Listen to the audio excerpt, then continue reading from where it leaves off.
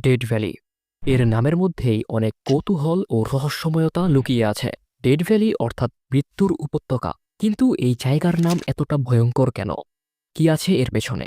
আসলে 1849 সালে গোল্ড রাশের সময় কয়েক দল জিওলজিস্ট পথ হারিয়ে মরুভূমিতে আটকা পড়ে।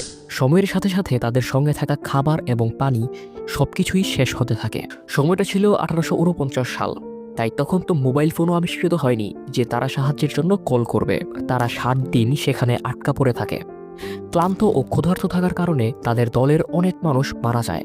7 দিন পর রেস্কিউ টিম সেখানে পৌঁছায়, কিন্তু 15 জন মানুষ থেকে তারা কেবল 6 জনকে উদ্ধার করতে পারে, কারণ বাকি সবাই ইতোমধ্যে মারা গেছে।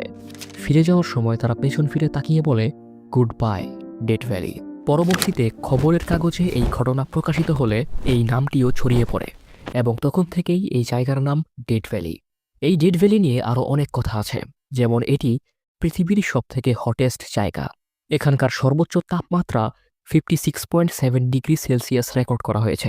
আবার এখানে একটি ন্যাচারাল ফিনোমিনা দেখা যায়। ডেড ভ্যালির একটা বিশেষ জায়গা আছে যার নাম হচ্ছে রেস ট্র্যাক। প্রচলিত আছে যে এখানে পড়ে থাকা পাথরগুলো নিজে নিজেই চলতে পারে। যদিও কেউই এই পাথরগুলোকে সরাসরি চলতে দেখেনি, তারা মাটির এরকম শেপ দেখে ধারণা করছে। আর এইরকম ভিডিওর জন্য চ্যানেলটিকে সাবস্ক্রাইব করতেও ভুলবেন না।